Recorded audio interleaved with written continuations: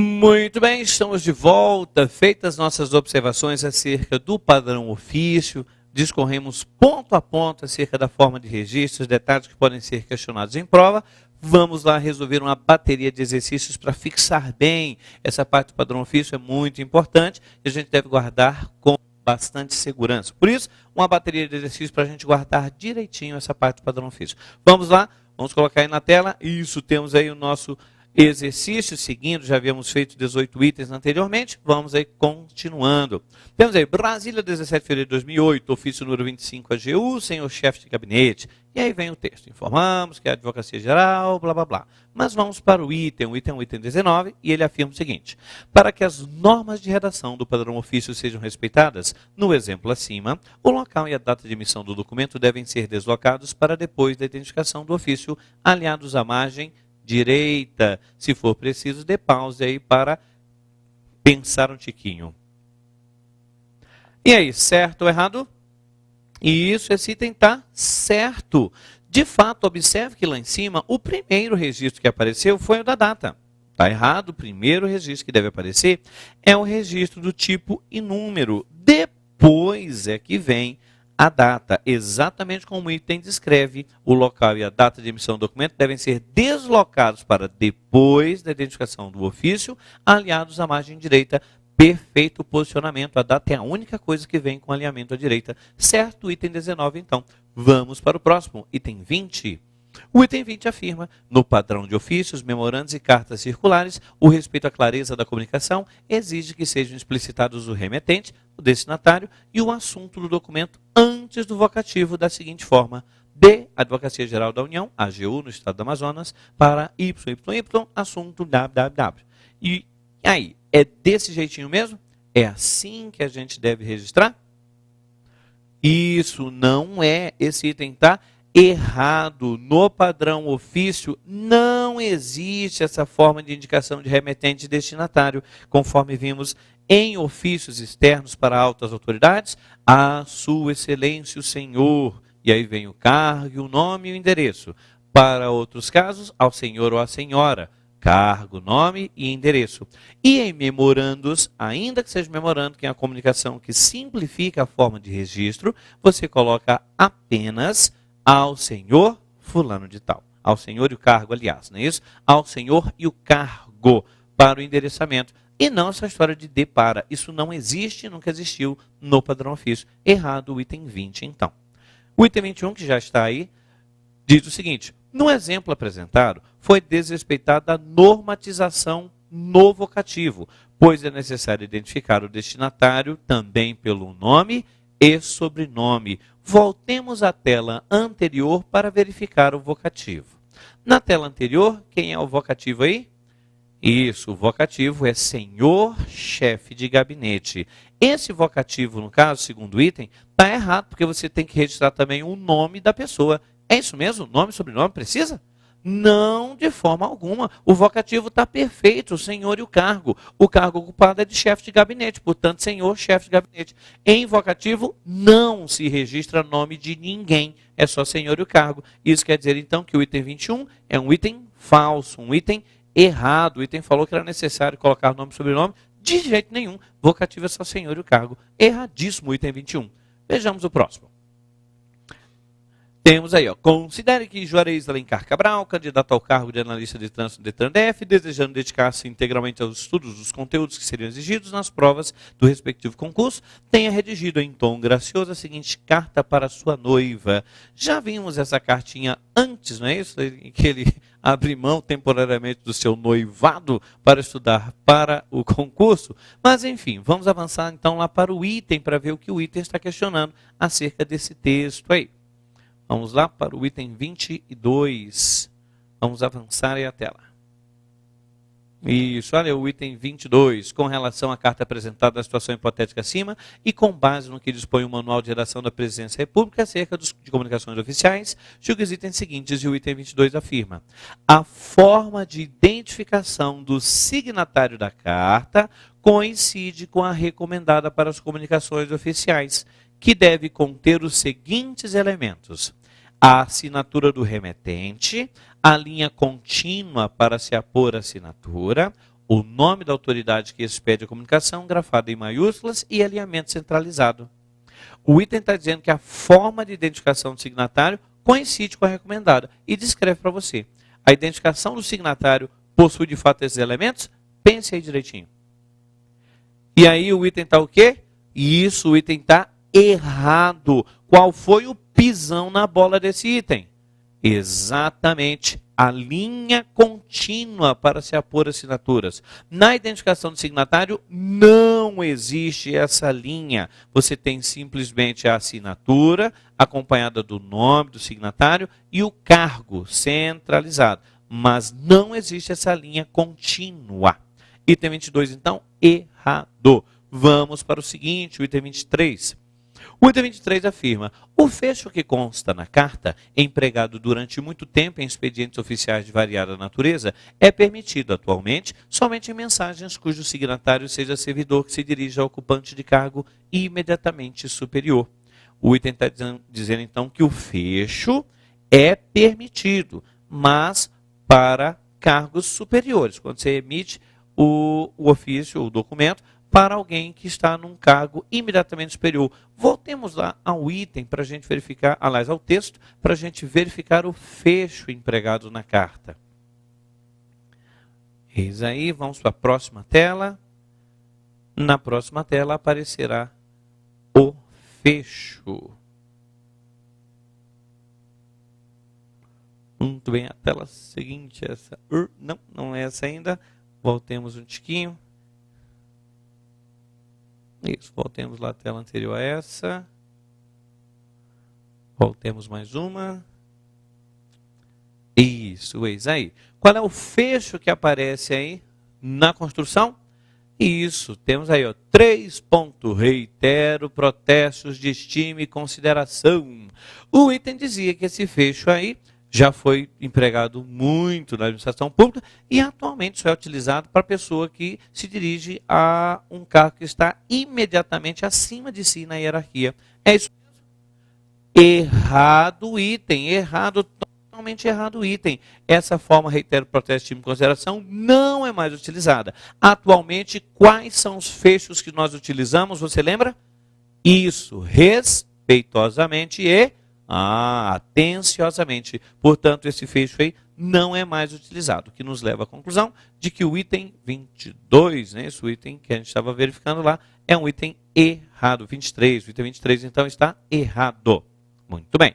Item 24. O item 24 afirma: a carta, apesar de escrita em tom jocoso, segue a norma de numeração que deve ser aplicada aos parágrafos contidos no texto do padrão ofício, princípio que tem o objetivo de facilitar a alusão a qualquer informação do documento. Muito bem. De fato, a numeração tem por objetivo facilitar a alusão a qualquer informação do documento? Com certeza. É justamente essa a finalidade. É esse o objetivo da numeração. Mas o item está dizendo que ela foi, no caso, a carta está numerada, respeitando-se a norma de numeração. Voltemos novamente lá à carta para verificar se foi isso mesmo. Olha aí, apareceram aí os 2 últimos parágrafos. Aqui a gente já consegue visualizar. A numeração está correta? Lembra, vamos numerar somente os parágrafos do quê? Do texto. Observe que a numeração 3 está numerando um fecho. Tudo bem, eu sei, é um fecho errado, mas é fecho. Fecho é numerado? Não é numerado. Você só deve numerar parágrafos do texto. O vocativo não é numerado, o fecho não é numerado. Portanto, apesar de o item ter falado bem, está errado. O item falou que a numeração que respeitou as normas. Não respeita não. O item 24, então, é um item errado. Não respeitamos a numeração, porque a gente não deve numerar o fecho. Vamos para o próximo. Item 25. Caso se tratasse de ofício expedido em repartições públicas, a carta teria de sofrer várias alterações. Uma delas é a necessidade de fazer constar a margem esquerda superior, o tipo e o número de expediente, seguido da sigla do órgão que o expede. E aí, esse item está certo ou errado? Pensa aí direitinho. E aí, o item está o quê? Certo, certíssimo item. Se fosse de fato um ofício expedido em repartição pública, você teria que utilizar aí várias alterações. E uma delas é a necessidade de fazer constar. E olha como ele localiza precisamente a margem esquerda superior lá em cima e a esquerda. Tipo e número seguido de sigla. Certinho, é o primeiro registro que você coloca em correspondência oficial. Certo, o item 25. Já o item 26 afirma: a indicação de local e data da carta está em conformidade com as normas do padrão ofício expostas no Manual de Redação da Presidência da República. Voltemos de novo ao texto para verificar se a indicação do local e data está correta. Na tela anterior, vamos ver lá a indicação de data e lugar. Na tela anterior. Isso, essa aí é a anterior. Olha aí. E aí o registro da data está certinho? De forma alguma. Primeiro, está centralizado. Não deve ser centralizado, deve vir à direita. Segundo, BSB. Posso abreviar o nome da localidade? Não. A indicação da data é por extenso. Posso colocar 8/3/2009? Não. Só posso usar barras e hífens dentro do texto. A indicação oficial do data do documento tem de ser sempre por extenso. O correto, portanto, era Brasília, 8 de março de 2009. Tudo escrito por extenso e com alinhamento à direita, não centralizado. Totalmente errado o registro da data, errado também o item 25, não é isso? E não, do item 26, o item 26 totalmente errado. Vamos então para o próximo item, item 27. Temos aí, a respeito da redação de expediente, julgue os próximos itens. 27. Em ofício dirigido a uma senadora cujo signatário seja um diretor de um órgão público, deverão ser empregados o vocativo senhora senadora e o pronome de tratamento Vossa Excelência, devendo estar flexionados no feminino os adjetivos que se refiram à destinatária, como se verifica no seguinte enunciado. Vossa Excelência ficará satisfeita ao saber que foi indicada para presidir a sessão. E aí, é isso mesmo? Dê uma olhadinha, dê pausa, pense direito. E aí, item certo ou errado? Certíssimo o item. De fato, já que você vai mandar para uma senadora, o vocativo é senhor e cargo, então vai ficar senhora senadora. Uma senadora é uma alta autoridade, portanto, Vossa Excelência para ela. Certíssimo. E já que se trata de uma mulher, os adjetivos vão concordar com a destinatária. Vossa Excelência ficará satisfeita ao saber que foi indicada. Certíssimo o item 27. Na sequência, item 28, o envio de documentos quando urgente pode ser antecipado por fax ou por correio eletrônico, sendo recomendados o preenchimento de formulário apropriado, no caso folha de rosto para o fax, e identificação digital, no caso do e-mail. Pensa bem, certo ou errado? Isso, o item está certíssimo, é isso mesmo. Procure entender uma coisa. Quando o Manual de Redação da Presidência da República fala de fax, ele está falando do fax mesmo, aquele aparelho que serve somente para transmitir fax. O manual, ele é de 2002. Nessa época não existiam as impressoras multifuncionais das quais dispomos atualmente. Quando o manual, portanto, fala de fax, quando um item de prova falar de fax, é fax daquele papel amarelinho mesmo. Tá? Então, procure contextualizar assim para você entender as afirmações que eventualmente um item possa fazer. Aquele papel amarelinho do aparelho de fax típico é um papel termosensível. Ele tem a mesma natureza daqueles papéis de maquininhas de cartão de crédito. Você já percebeu que quando você guarda aquele papelzinho da maquininha de cartão de crédito, depois de um tempo, o que acontece? Apaga, não é? Dependendo das condições de temperatura e umidade do ambiente, aquele papel simplesmente apaga, ele é termosensível. Então, dependendo da temperatura e da umidade, ele apaga. Isso quer dizer que, na prática, quando você receber um fax, o fax, no contexto do Manual de Redação da Presidência da República, é o fax com papelzinho amarelo, termosensível. Então, já que é o papelzinho amarelo termosensível, cedo ou tarde, ele vai apagar, não é? Então, a primeira providência, recebeu o fax, tira a cópia. Não arquive direto, não. Tire uma cópia. E essa providência ao receber. E ao enviar, você tem que colocar a folha de rosto. Na folha de rosto, você vai dizer quais são os documentos que estão indo naquele fax. Digamos que você esteja encaminhando um ofício e 4 anexos. São 5 folhas, não é isso? A pessoa recebeu lá do outro lado. A primeira, recebeu a segunda, recebeu a terceira. E parou. Como é que ele vai saber que ficaram faltando 2 anexos? É para isso que serve a folha de rosto. Na folha de rosto, você vai dizer quem é que está mandando, aos cuidados de quem, e um dado importante, o número de folhas, incluindo esta, que é a folha de rosto. No nosso exemplo, seriam 6. A folha de rosto, o ofício e os 4 anexos. Aí, se não chegar alguma por lá, a pessoa que está recebendo, com certeza vai perceber. Então, ao enviar, o cuidado com fax, folha de rosto. Ao receber, qual é o cuidado com fax? Do papelzinho termo sensível, tire cópia, enquanto o documento oficial não chega. E para o e-mail? O e-mail ele tem a grande vantagem de ser imensamente mais barato do que outras formas de comunicação. Além disso, muito rápido, muito prático, e ele tem a formatação bastante flexível. Você acaba aproveitando os campos do e-mail, do emissor, do assunto, o destinatário. Você aproveita os campos do e-mail mesmo. Mas lembre-se, o texto do e-mail tem de ser tão formal quanto o texto de outras correspondências oficiais. Então, no texto do e-mail, você respeita as características da impessoalidade, do uso do padrão de linguagem, da concisão, da clareza e da formalidade, do mesmo jeito. A vantagem é que você, no caso, tem a forma de apresentação mais flexível. Mas, no caso do e-mail, ele é forma de transmissão. Consequentemente, ele precisa de uma certificação digital para que você, no caso, torne oficial aquele documento. Então, não basta dizer que eu recebi o e-mail, imprimir e colocar no processo ou coisa assim. Não, você precisa de uma certificação digital, que é uma impressão com um código que individualiza aquele documento.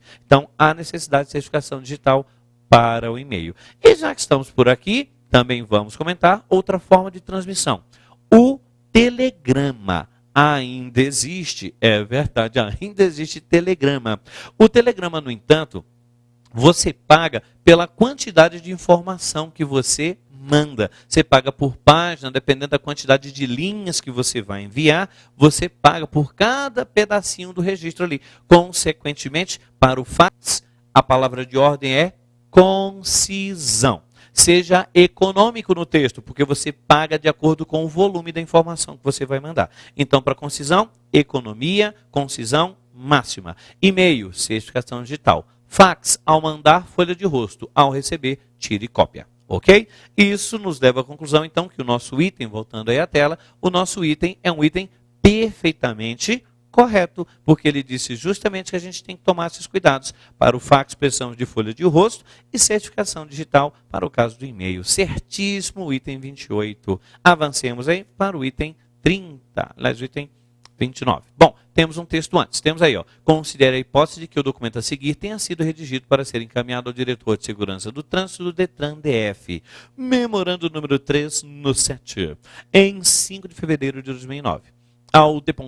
diretor de segurança do trânsito Detran DF, assunto pontinho. E vamos lá. Tem ocorrido em anos anteriores excessos de motoristas quanto à perigosa mistura bebida mais direção nos dias de folia carnavalesca, onde a ingestão de bebidas alcoólicas se eleva em nome da descontração e da alegria próprios dos brasileiros. Nessa época, desaparecem as diferenças entre pobre e rico, jovem e velho, mulheres e homens, e todos se lançam a folia como se o mundo fosse acabar amanhã. Eita, desse jeito mesmo. Eita, situação. Dependendo do lugar aonde você vá, de fato, desaparecem as diferenças entre homens e mulheres. Mas, enfim, avancemos aí no nosso texto. Olha aí, por causa disso, por causa dessa balbúrdia aí, solicita a Vossa Senhoria a presença do grupo de teatro do Detran na Praça do DI, reduto dos foliões mais intempestivos, onde se verificam muitas ocorrências de trânsito irresponsável, no intuito de intensificar as atividades educativas em Taguatinga neste ano. Certo de contar com vossa atenção, já demonstrada em preitos anteriores, coloco-me à disposição para o que for de seu desejo. Atenciosamente, F.S. Filho, chefe do núcleo... Depois desse ato comunicativo, ex-chefe do núcleo de campanhas educativas de trânsito. Mas, enfim, vejamos o que o item nos questiona. Temos aí, ó, com base no texto apresentado e no que estabelece o Manual de Geração da Presidência da República acerca da comunicação oficial, julgue os itens a seguir. Item 29, a designação do destinatário. foi expressa de acordo com o estabelecido nas normas de comunicação oficial acerca do memorando. Voltemos lá à primeira parte do texto para verificar a designação do destinatário. Olha aí, quem é o destinatário aí? Você já localizou? Isso, o destinatário é ao de ponto de ponto. E digníssimo, de cara, pode queimar o item. Não se usa mais digníssimo, mesmo porque a abreviatura não seria de ponto, seria DD ponto. A todo modo, só de aparecer digníssimo, já sabemos que o item está errado. Voltando então lá ao exercício, já sabemos que o item 29 é um item errado. A designação do destinatário está errada. Item 30. O destinatário do memorando apresentado ocupa cargo hierarquicamente superior. Ou seja, o cara é diretor e o emissor é um chefe de núcleo. Em vista disso, o fecho correto para esse documento deveria ser respeitosamente. Pense aí, certo ou errado? Isso, certíssimo item, já que você tem, no caso, um chefe mandando para um diretor, para superior hierárquico, respeitosamente. Atenciosamente é para os outros casos, quando é igual ou então inferior. Superior, sempre respeitosamente, certíssimo, item 30. Item 31. O campo assunto do documento em pauta estaria corretamente preenchido com a frase: solicitação da presença do grupo de teatro do Detran na praça do DI. Pense um tiquinho, é isso mesmo? Tá certo ou tá errado?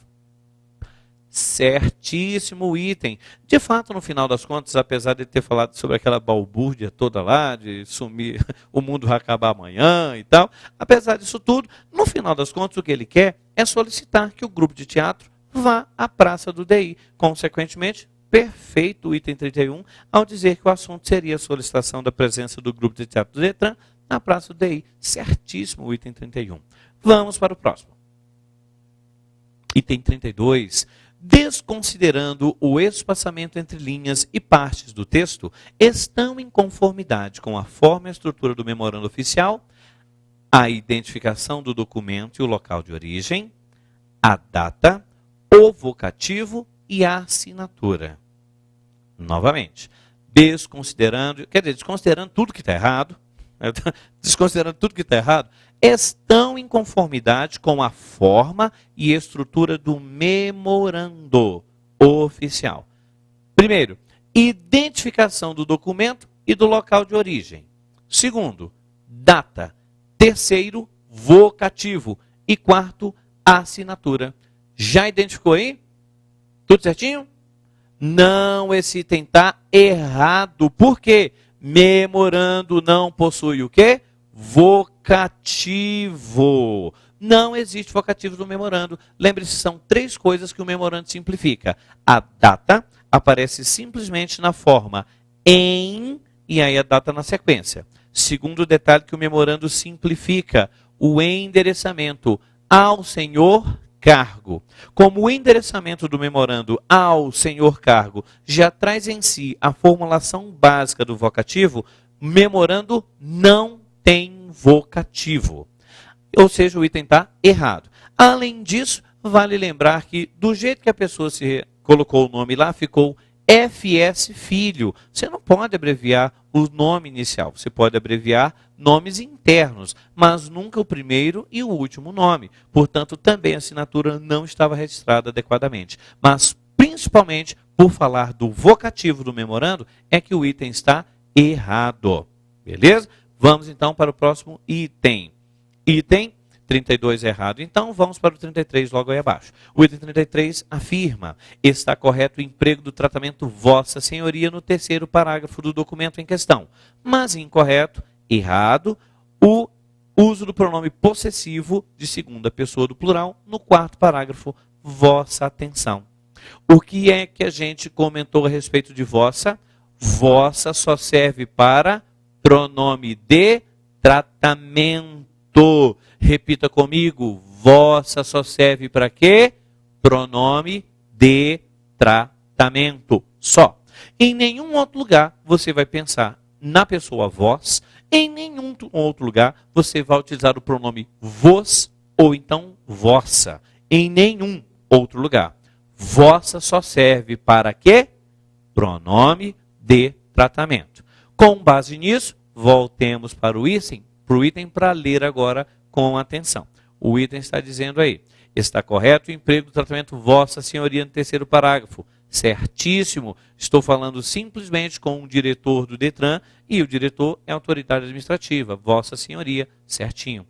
E ele diz, mas incorreto o uso do pronome possessivo segunda pessoa do plural no quarto parágrafo, vossa atenção, certo? De fato é isso mesmo, o emprego está errado, porque vossa só serve para pronome de tratamento. Lá no quarto parágrafo, o correto seria sua atenção. O item 33, então, está falando a verdade, portanto, é um item certo. Vamos, então, para o próximo, o item 34. Temos aí, com relação à correção gramatical e adequação da linguagem do texto apresentado às necessidades da redação oficial, julgue os itens a seguir. Temos aí, 34. Por tratar-se de expediente oficial, não cabem no memorando comentários e impressões pessoais como os que se verificam no segundo parágrafo do texto em apreço. Lembra aquela história de desaparece as diferenças entre pobres e velhos, ricos e pobres? E o povo se lança a folia como se o mundo fosse acabar amanhã. O povo está na esbórnia. Pois é, esse tipo de impressão de caráter pessoal é cabível em redação oficial? Não é. A redação oficial ela é impessoal. Você nem sequer utiliza linguagem, sentido figurado em redação oficial. Em redação oficial, a linguagem sempre é denotativa. Consequentemente, o item está falando a verdade. Voltando lá para o nosso item, o item está falando a verdade. De fato, não cabem impressões pessoais como as que se verificam no segundo parágrafo. Certo, o item 34. Já o item 35 afirma, considerando-se concisão e uniformização, dois dos princípios que regem a comunicação oficial, o quarto parágrafo é inteiramente suprimível, sem que haja prejuízo para o entendimento do destinatário do que solicita o emissor do memorando. Vamos precisar dar um pulinho de volta ao texto para verificar o quarto e último parágrafo do texto. Vamos lá. Avançando aí mais um pouquinho, eis aí o quarto parágrafo, esse daí, ó, certo de contar com vossa atenção, já demonstrada em preitos anteriores, coloco-me à disposição para o que for do seu desejo. O item está dizendo que esse parágrafo é totalmente dispensável. Dê pausa, se for o caso, e verifique, é isso mesmo? E aí, item certo ou errado? Isso, o item está certíssimo. Esse quarto parágrafo só está ocupando o lugar. Ele não é essencial. De fato, podemos dispensar sem nenhum prejuízo, o que implica afirmar que o item está correto. Então, voltando lá, o item 35, certinho. Já o item 36 aparece na sequência, considerando-se as normas gramaticais do padrão escrito da língua portuguesa, constitui erro o emprego do acento indicativo de crase antes de Vossa Senhoria no terceiro parágrafo. Bom. Trata-se de um item de ordem gramatical. Mas pensa bem, ele está dizendo que está errado o emprego da crase antes de Vossa Senhoria. É isso mesmo? Isso, é isso mesmo. O item está falando a verdade. De fato, conforme a gente viu, nunca aparecerá artigo antes de forma de tratamento, antes de pronome de tratamento começado com vossa ou sua. Lembra do nosso comentário lá no endereçamento? A gente viu que o endereçamento é sempre sua, não é isso? Lá no endereçamento é sempre sua e sem crase, porque nunca ocorre artigo antes de pronomes de tratamento começado com vossa ou com sua. Então, seja no endereçamento, seja dentro do texto, nunca deve ocorrer crase antes de pronome de tratamento. O que quer dizer que o item está falando a verdade, o item está certo, ao dizer que está errada a utilização, a ocorrência de crase antes da forma de tratamento. Tranquilo? Muito bem. Então, vamos encerrar esse bloquinho e no próximo vamos falar sobre as principais correspondências oficiais.